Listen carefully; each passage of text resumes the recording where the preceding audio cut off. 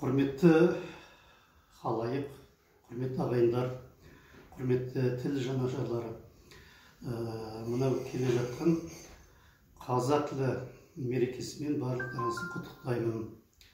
Тіл ұлттың жаны, тілі жоқ мемлекет, тілі жоқ ел болмайды. Сондықтан қазақ тілі, мынау біздің жалпы қазағымыз жер бетіндегі халықтардың ішінде ең көне, ең көп өмір сүрген, 4000 жылдан артық өмір сүрген халықпыз. Және біздің тіліміз ғалымдардың зерттеуі бойынша ең бай тіл екенбіз. Салыстырып қараған адамдар, сонда ең көп, саны жөнінен көп тіл біздің қазақ тілі екен. Біздің президентіміз осы таяуда бір сөйлеген сөзінде біз тілімізді халықаралық деңгейге көтеруіміз керек деген міндет қойған болатын.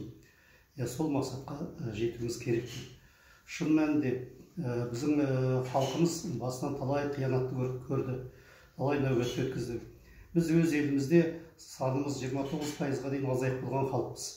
Біз 70 жыл совет үкіметінің кезінде тілімізден айырылып, қазақ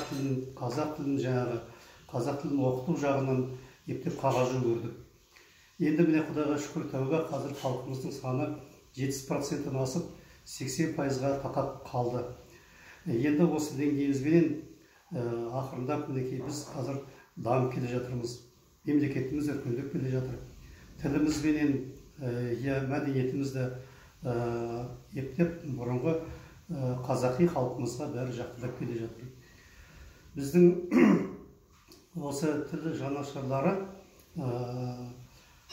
мына Түркияның президенті Ататүрік кезінде олардың елінде халқының 78%-ы басқа ұлттар болған екен. Әрқайсысы өз тілінде сөйлейтін. Сонда ол кісі былай деп айтқан екен: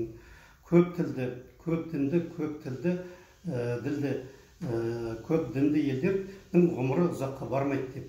Сондықтан тұратын халықтарға, осы елде тұратын халықтарға мен бәрінен сұраймын, түрік тілінде сөйлеп, түрік тілінде ғана өмір сүрейік деп. Соған жеткізіп, қазір түркі халқы түрік тілінде барлығы сөйлейді, сол тілде жазады. Міне өзінің мемлекеттік тілі қазір олардың дамып кетті.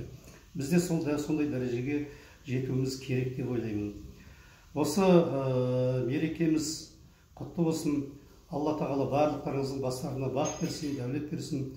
Тіліміз өсіп өркендеп, мынау халқымыздың жақсы қазір қазақ тілін білмей жүрсе, солардың